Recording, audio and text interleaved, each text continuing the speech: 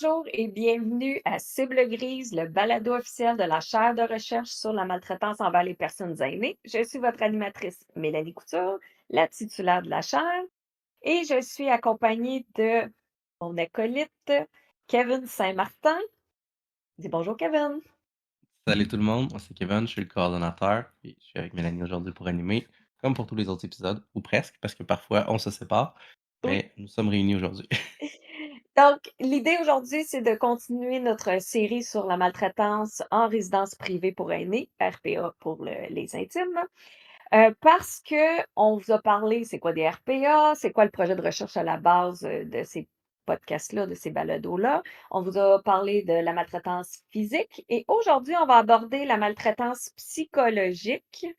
Et ça, c'est quelque chose que souvent les gens vont vivre accompagnés de d'autres types de maltraitance et c'est très, très courant. C'est la forme la plus courante, pas juste en RPA, là, partout, là, pas juste en résidence privée pour aînés et souvent les gens, ça prend plus de temps à s'en rendre compte de cette maltraitance-là, la Ouais, maltraitance psychologique. peut-être sans dire que les gens s'en rendent pas compte, les gens la traitent pas nécessairement automatiquement comme de la maltraitance. Ouais, On a un petit peu, l'habitude de certains comportements qu'on pourrait qualifier de psychologiquement inappropriés, là, au sens où on est tolérant au fait de se faire, lancer une insulte, de se faire dire un commentaire rude, donc on réagit moins rapidement à ce type de maltraitance-là qu'on le ferait, par exemple, à de la maltraitance physique parce que si tu reçois un coup de poing, généralement, ça suffit à te dire: «Voyons donc, ça a pas de bon sens». Mais si c'est pas quelqu'un a correct, haussé ouais. le ton une fois, on réagit pas aussi fort. Donc Ouais, c'est plus long, puis on accepte malheureusement un petit peu plus la maltraitance psychologique.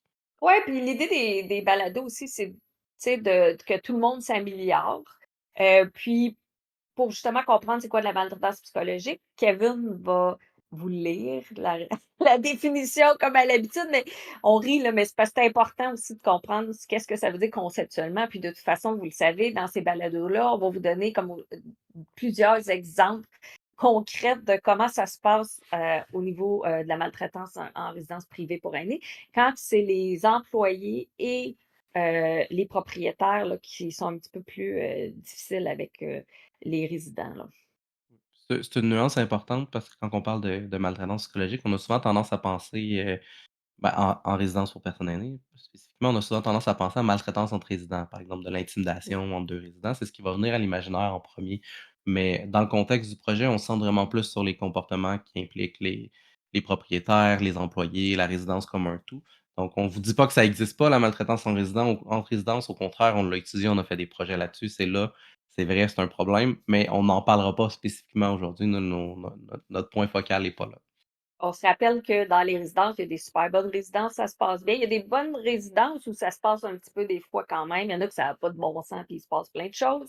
Heu et comme je disais, l'idée, c'est pas non plus, juste de taper, sur, les propriétaires, et les employés. Il y a des fois, il y a aussi des résidents qui sont plus difficiles. C'est juste pas le sujet de ces balados-là, pour l'instant, on va peut-être en faire à un moment donné, mais là, on se concentre sur ce sujet-là présentement. Donc, pour le retour sur la définition, donc, si vous avez écouté le balado sur les types, vous m'avez déjà entendu dire, mais je vais le répéter pour ceux que ce serait la première fois, ou parce que c'est toujours important de faire un rappel pour que ça rentre bien. C'est Donc, ça. la maltraitance psychologique, c'est des attitudes, paroles, gestes ou défauts d'action appropriés qui constituent une atteinte au bien-être ou à l'intégrité psychologique de la personne. Donc ça a 2 f il y a ça s'exprime sous 2 formes comme pour tous les autres types, donc la forme de violence et la forme de négligence. Quand il est question de violence, on peut penser à du chantage affectif, des manipulations, des insultes, infantiliser une personne aînée, la dénigrer, faire des menaces. Ça peut aussi être une surveillance exagérée de tout ce que la personne a fait, pas lui laisser d'espace pour vivre essentiellement. Mmh. Puis on inclut aussi là-dedans, les propos xénophobes, capacitistes, sexistes, homophobes, biphobes ou transphobes. Pour les propos qui sont plus homophobiques, biphobiques, transphobiques, on a tendance à penser peut-être que c'est plus de la maltraitance sexuelle, mais on le met dans maltraitance psychologique parce que la conséquence, c'est plus l'atteinte au bien-être psychologique de la personne. Quand on reçoit des insultes homophobes, par exemple, ben, j'ose espérer que la 1re affaire qui est affectée, c'est pas votre vie sexuelle, par exemple. Ça va peut-être avoir plus un impact sur votre bien-être psychologique. Quoique je dis pas que une affectation à votre bien-être psychologique suivra pas dans la chambre à coucher, bien que je vous le souhaite pas. En gros, quand on crie des noms à quelqu'un, c'est parce qu'on va lui faire de la peine, là. C'est à peu près ça. Si on Mmh. le dit de façon un peu plus vulgarisée, là. Fait que c'est ça qu'on parle de maltraitance psychologique. Puis, faut pas oublier crier, parce que je vais vous donner un exemple tout à l'heure, là, aussi par rapport à ça. Puis pour la négligence, ben, ça va être le rejet, l'isolement social, ignorer une personne, pas se soucier de ce qu'elle a besoin pour son bien-être psychologique, donc d'être un peu indifférent, là, de la personne. Puis à noter que l'intimidation, ça peut être une façon de maltraiter, donc quand on parle d'intimidation, ça se peut que ce soit aussi de la maltraitance. Ça, c'est des exemples d'attitudes, paroles et gestes. Puis là, c'est important de comprendre. Ça peut être des attitudes, donc de la façon qu'on se comporte face à quelque chose, paroles, puis des gestes. Fait que là, c'est quoi les signes, là, si on veut voir dans nos proches? Parce que dans la recherche, on a beaucoup parlé à des proches aidants aussi, là. Donc, c'est des fois, c'est eux qui se rendaient compte qu'il se passait quelque chose, puis après avoir parlé avec le résident âgé, ils se sont rendus compte que, oups, il y avait de la maltraitance psychologique. Donc, ça serait quoi, comme par exemple les indices, là?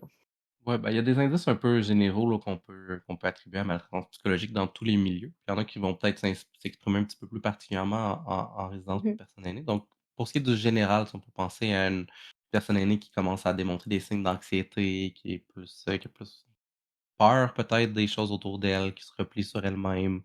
On peut voir aussi l'arrivée d'idéations suicidaires ou même une tentative de suicide. Dépression, Quand là, la personne a l'air Oui, c'est ça, déprimée, des symptômes de déconnectée, là, dépression. ouais. En Mmh gros, des changements dans l'humeur ou dans le comportement mh. qui sont difficilement explicables. Mmh Pour ce mh. qui est plus spécifique aux résidences, ben là, on peut voir peut-être de l'hésitation à parler ouvertement de ce qui se passe dans le milieu, une méfiance face aux employés, interagir de façon craintive avec les gens, éviter les espaces communs comme la cafétéria ou Mmh. les aires de jeu ou le salon, par exemple. Fait que rester dans sa chambre beaucoup, là, par C'est exemple, ça. là, ouais. OK. Surtout quand ça on s'entend, c'est quand ça sort du comportement ou des attitudes habituelles de la personne, là. Quand vous voyez des Mmh. changements, parlez à la personne, là, de Oui, c'est c'est pas ça. mal ça qui est Si la important. personne a toujours été plus solitaire, puis aime passer du temps dans sa chambre, puis, écouter la télé, puis aime pas beaucoup socialiser, si elle fait la même chose en résidence, on n'a pas besoin de prendre panique, là. Oui, non, non, c'est ça. Ça dépend des attitudes de base de la personne, là. Fait qu'il faut réfléchir à ça, là. On vous disait au début que la maltraitance, psychologique, c'est un peu de la maltraitance invisible parce que les gens la tolèrent plus, on la signale moins. Mmh. Mais c'est quand même important de porter une attention aux signes de la maltraitance psychologique, puis à l'identifier parce que la présence de maltraitance psychologique, comme le disait Mélanie, est souvent associée à d'autres formes de maltraitance. Fait que faire comme: «Oups, il semble avoir quelque chose qui se passe sur le plan psychologique», ça peut vous indiquer qu'il y a peut-être quelque chose d'autre, que ce soit financier, que ce soit, des problèmes de maltraitance physique, mais ça peut Ouais. allumer la cloche qu'il faudrait regarder s'il y a pas autre chose aussi. Tu as allumé la cloche, sonner la cloche. Sonner la cloche, oui, je suis Non, mais j'aime en ça te sonore et en reprendre parce que visuel ça, en c'est même temps. toi qui me reprends. C'est juste drôle. Oui. On Donc parlait avant de commencer là, ouais. des exemples de cas que tu as vus dans le projet. Tu me disais que c'était difficile de faire sortir juste des situations de maltraitance psychologique. Oui, parce que souvent, c'est accompagné d'autres choses. Je vais commencer par le premier exemple, puis ça peut peut-être, justement, rappeler certaines choses à des personnes qui l'ont peut-être déjà vécu aussi. À la fin, comme je vous dis, on va vous donner tout ce que vous avez besoin, le numéro de la ligne pour aller, parler à des professionnels aussi, là. Donc c'est important de comprendre qu'il y a différents niveaux, puis ça veut pas dire qu'il faut tout le temps appeler la police, puis que c'est mais justement, il faut être capable de la reconnaître quand c'est plus simple un petit peu ou comme on disait qu'on tolérerait normalement, mais peut-être qu'on ne devrait pas tolérer. Justement, mon premier exemple, c'est une dame qui me racontait que dans son logement, elle avait un lavabo défectueux, robinet, il y avait des problèmes, avec ça dans sa salle de bain. Et là, elle a répété à plusieurs reprises au propriétaire: «Ben là, il faudrait le réparer là, tu sais, je peux pas l'utiliser, il y a des problèmes», bon, et cetera. Puis même quand j'étais allée faire l'entrevue, moi, je vivais chez les gens, donc elle m'a montré son lavabo qui avait été changé. Parce qu'à un moment donné, quand elle a vu que le propriétaire ne répondait pas aux demandes et qu'il était tanné d'avoir un lavabo qui fonctionne pas bien ou pas du tout et on s'entend que quand c'est des lavabos, il y a toujours des risques aussi qu'il y ait peut-être des dégâts d'eau, là, on s'entend? Donc, elle a dit: «Bon, ben moi», elle est allée chercher un plombier qui a tout fait de la réparation, changé l'unité au complet, de lavabo, puis que, elle a payé de sa poche, parce que là, elle était tannée d'attendre. Puis finalement, elle était le propriétaire, quand il a vu ça, et il l'a engueulée, donc crié après parce que, Elle a pas attendu après eux autres, elle l'a fait, elle a payé de sa poche et en plus, elle l'a fait faire par un professionnel, là. C'est pas elle qui est allée essayer d'organiser quelque chose en dessous du lavabo, ce qui aurait pu être risqué. Donc ici, on parle de se faire crier après, hem, puis surtout qu'elle a quand même fait attention là, par rapport au risque là, de dégâts puis tout ça. Donc, fait que ça veut pas dire qu'il faut appeler la police parce qu'on se fait crier après, mais à ce moment-là, ce qui est important, c'est de dire à la personne c'est pas adéquat de de crier après quelqu'un. Puis ça démontre quand même quand quelqu'un nous crie après, c'est qu'il y a une certaine perte de contrôle. Et je trouve qu'il est important de comprendre aussi, tu sais, pour tout le monde, là, crier après quelqu'un, c'est de la maltraitance psychologique. Fait que donc, dans notre propre vie, c'est important d'essayer de pas crier après le monde. Si vous êtes pris, vous pouvez vous cacher dans une pièce puis crier parce que vous êtes tanné, mais crier envers Aller quelqu'un, crier dans un oreiller. oui, ah oui, c'est ça, un bon exemple. Vous comprenez ce que je veux dire? Tu sais, c'est normal d'être fâché au point qu'on veut se défouler, là, ça, c'est correct, mais c'est pas de le faire pas sur les gens. Et ce qui est important à comprendre aussi, c'est que des fois, c'est même plus efficace de le dire sur un ton ferme, sans crier. Ça va être que de crier où on a l'air juste de perdre le contrôle puis d'être submergé par nos émotions. OK? Donc, Parce que là, on n'est pas en train de dire aux propriétaires qu'ils ont pas le droit de gérance sur leur milieu, puis non, qu'ils devraient laisser les résidents faire ce qu'ils veulent dans leur chambre. Je suis oui, pas spécialiste là, dans les affaires le immobilières, mais lavabo. j'assume que oui, dans les affaires de lavabo puis de C'est plomberie ça. en résidence pour aînés, mais j'assume qu'il y a peut-être des réglementations qui font en sorte que la résidence est supposée de s'occuper de ce genre de choses-là, puis que c'était Oui, peut-être effectivement pas correct que la dame aille de l'avant puis le fasse de sa propre initiative. Mais oui, que ça soit correct ou non, ça excuse pas le fait de se mettre à de se crier faire après cette crier après. personne-là. Fait c'est ça. Donc ça, c'est important de comprendre. Donc ça peut être des cas, comme je dis, c'est pas appeler la police, mais c'est à un moment donné, il faut que socialement aussi, ça devienne inacceptable. Puis je vous dirais que on s'entend qu'on a tous déjà crié après quelqu'un, là. Fait que c'est pas, on n'est pas dans la perfection, mais on est dans l'amélioration ici. Donc, le propriétaire, on s'entend, il a pas le droit de vous crier après, puis les employés n'ont pas le droit de vous crier après, personne n'a le droit de vous crier après. OK? Donc, ça, ce n'est pas acceptable. Puis je pense qu'il faut que les gens arrêtent de tolérer ça. Parce qu'il y a aussi en maltraitance le concept que ça dégénère. Tu sais, plus. Tu sais, donc, plus le stress va monter, plus la maltraitance peut être intensifiée aussi. Là, fait que, bon. Fait que c'est Il y a important jamais de prendre personne qui dit conscience. au propriétaire que quand il est fâché, ça a pas de bon sens qu'il se mette à crier après le monde, ben, il va continuer de crier après tout le monde. Ouais, c'est ça. Mais ça prend quand même du courage pour le dire. On s'entend Ça, c'est là-dessus. certain. Ouais. Là, je vais vous amener dans un autre exemple, un peu plus de contrôle organisationnel et vous montrer à quel point plusieurs personnes peuvent être impliquées dans une situation de maltraitance. Parce que là, on est dans une résidence privée pour aînés, il y a des employés, il y a le propriétaire, il y a plein de résidents. OK?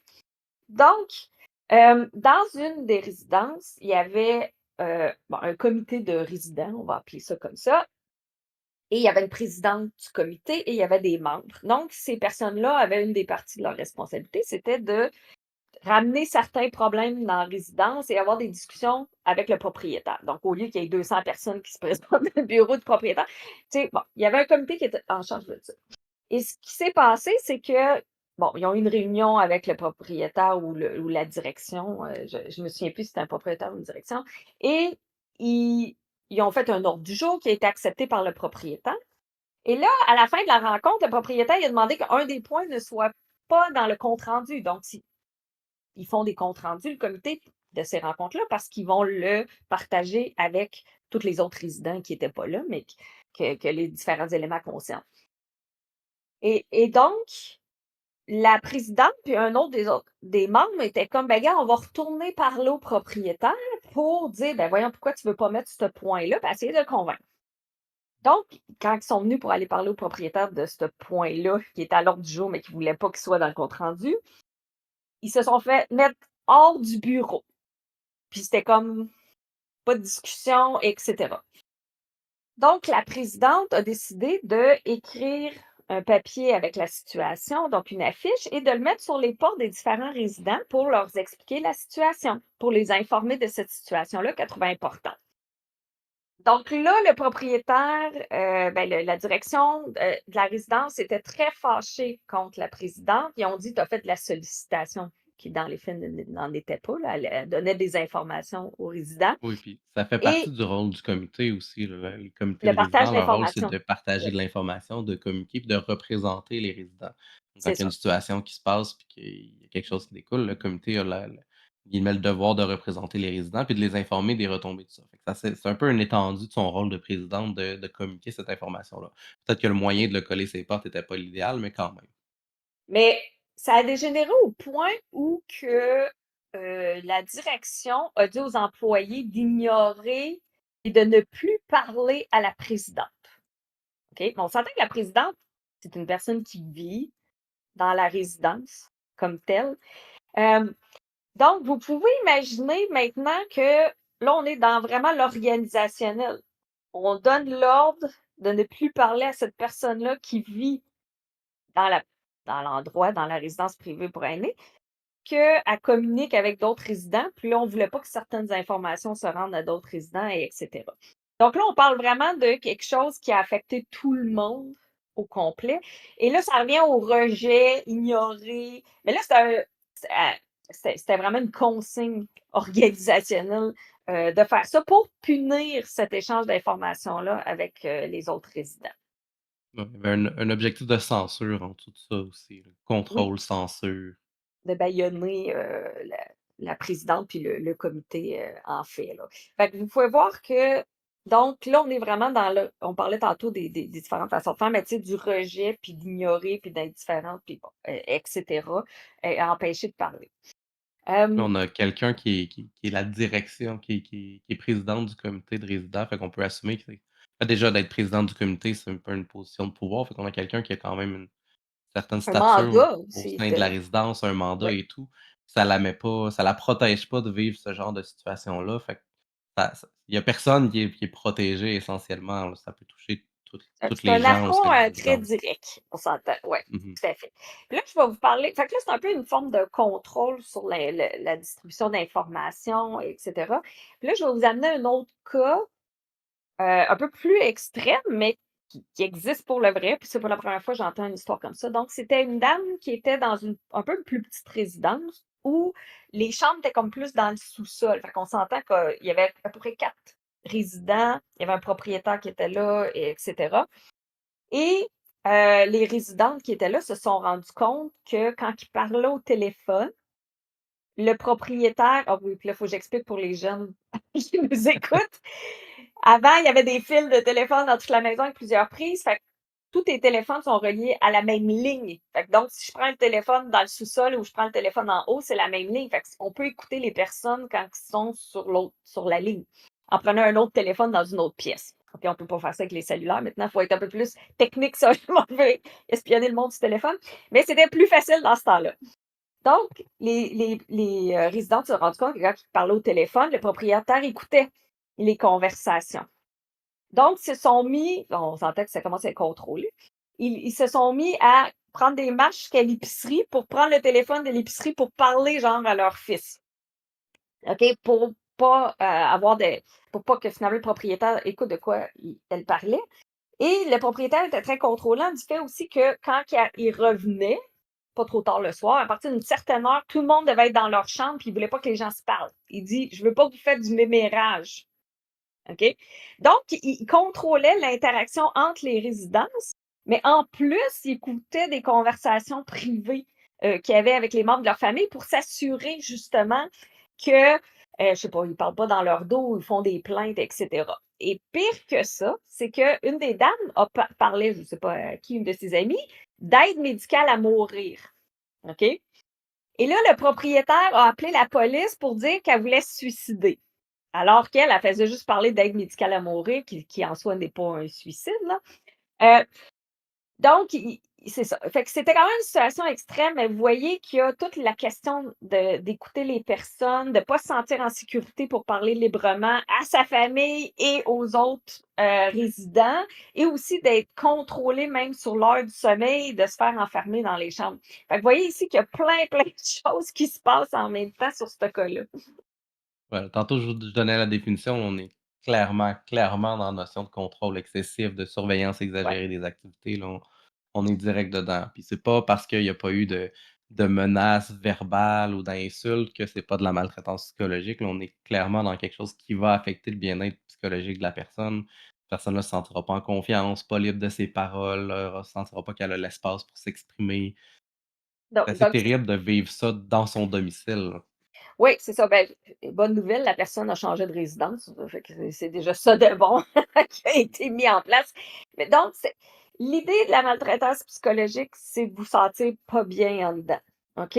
Que vous vous sentez contrôlé, les gens vous dénigrent, vous diminuent, vous empêchent de faire des choses que vous avez le droit et que c'est normal de faire, vous empêchent de communiquer avec les autres, de jaser avec les autres résidents, qu'il y a des sujets tabous que la direction ne veut pas qu'on parle. Puis ça, on l'a vu beaucoup dans le projet, là, les problèmes quand que c'est vraiment plus au niveau de l'organisation, c'est qu'ils veulent pas que les résidents parlent des problèmes de la résidence entre eux. Parce que c'est sûr que si vous commencez à en parler ensemble, que là, enfin, ben, ah, c'est pas juste toi, c'est moi aussi. Attends, il y a vraiment un problème. Quand les gens commencent à parler entre eux, ils se rendent compte qu'il y a des problèmes, puis ils sont plus forts quand ils se regroupent aussi. Et on le voit qu'il y a des difficultés à mettre des. Puis certains des participants ont parlé aussi ils voulaient avoir des groupes, des comités de résidents, puis que les propriétaires ne voulaient pas parce qu'ils disaient que, bon, les gens, bon, ça va faire de la chicane entre résidents, mais au bout du compte, c'est parce que ça leur donne de la force de discuter entre eux de différents problèmes et d'y aller en groupe, comme on a vu dans le deuxième exemple.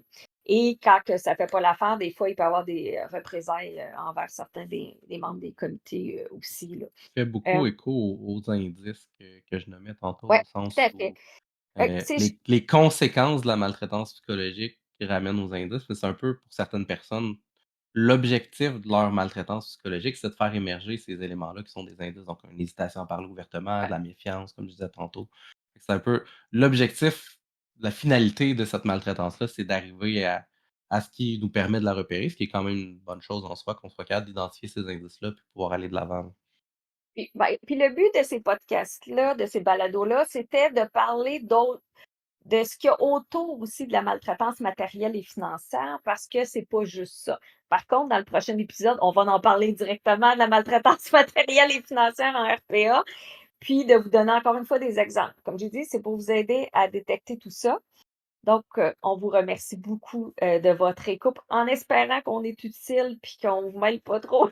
Donc, à la Oui, prochaine. puis Merci beaucoup. si vous voulez qu'on continue d'être utile, on vous invite à revenir pour les prochains épisodes. Mélanie l'a dit, dans le prochain, on va vous parler, de la maltraitance matérielle et financière, mais aussi d'aller voir les autres qu'on a fait avant. Fait que si vous n'avez pas écouté notre série plus générale où on parle de la maltraitance overall, en général, où on vous présente c'est quoi la chaire et cetera, vous pouvez aller consulter, notre YouTube, ou sinon notre site web qui va être, lié dans la description. Puis tant qu'à être dans la description, vous pouvez aussi aller cliquer sur j'aime et nous suivre. Merci Merci beaucoup. tout le monde. On veut vous rappeler que si vous avez des préoccupations par rapport à la maltraitance envers les personnes aînées ou envers les adultes en situation de vulnérabilité, on a ici au Québec une ligne téléphonique provinciale d'écoute, de référence et d'accompagnement spécialisé, la ligne Aide maltraitance adulte aîné, qui est disponible de 8 heures à 8 heures, 7 jours sur 7, au numéro suivant 1-888-489-2287. Oui, je répète le numéro 1-888-489-2287. Merci beaucoup.